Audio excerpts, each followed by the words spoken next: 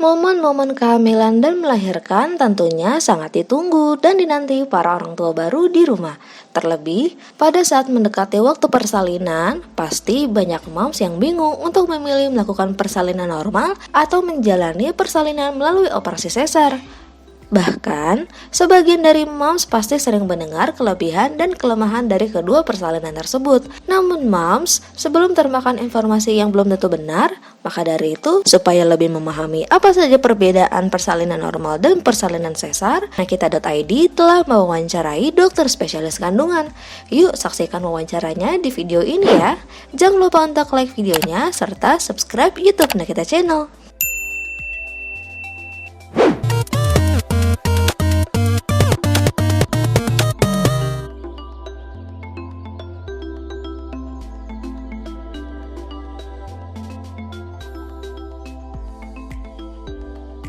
Dari definisi aja sudah beda. Kalau persalinan normal itu adalah persalinan yang terjadi secara proses alamiah atau natural, di mana bayi keluar melalui jalur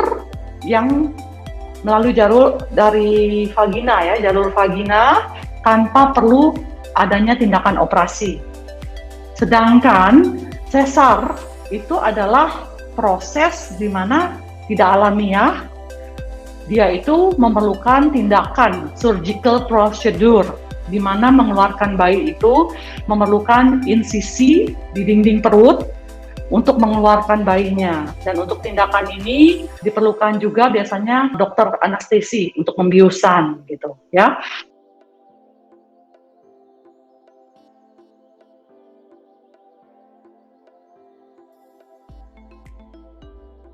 Untuk persalinan normal itu keuntungannya karena dia prosesnya cepat, recovery-nya cepat, untuk proses inisiasi menyusui dini pada ibu ke anak, proses bonding dan inisiasi menyusui dininya itu juga bisa lebih cepat.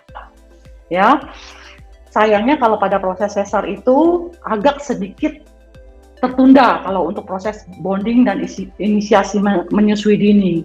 Karena proses sesar kan harus menunggu, ibu harus sadar betul, menunggu sudah agak bisa bergerak sedikit, baru akan bisa bonding ya, baru bisa mencoba menyusui.